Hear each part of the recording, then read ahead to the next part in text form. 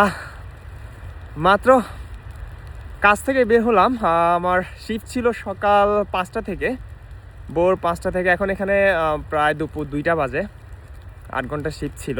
So কাজ থেকে বের হয়ে আমি একদম পুরো সারপ্রাইজড হয়ে গেছি। আসলে এই যে কিছুদিন আগে হাঙ্গেরির ইতিহাসে হচ্ছে যে আপনাদের 2010 সালের পরে সবচেয়ে বেশি ভয়াবহ তুষারপাত এখানে হয়েছে। সো কিন্তু কিছুদিন যেতে না যেতে আবারও এখানে দেখতেছি যে একদম ভয়াবহ অবস্থা।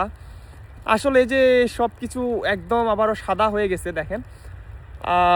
আসলে তুষার আপনার ছবিতে ভিডিওতে যেমনটা মনে করেন আসলে স্নোফল কি একদম স্বর্গীয় একটা অবস্থা, কি সুন্দর সব কিছু। আসলে এটা আসলে ছবিতে বা ভিডিওতেই সুন্দর, এর বাস্তবতাটা যে আসলে কতটা ভয়ঙ্কর আর কতটা ভয়াবহ যারা এখানে থাকেন বা যারা এখানে কাজ করেন, পড়াশোনা করেন, তারাই আসলে বোঝেন।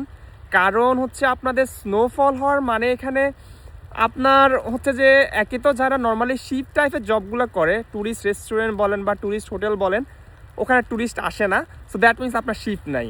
তার উপর যারা এখানে ডেলিভারি জব করেন তাদের হচ্ছে যে সাইকেল চালানোর মতো কোনো ওয়ে আসলে এখানে নেই।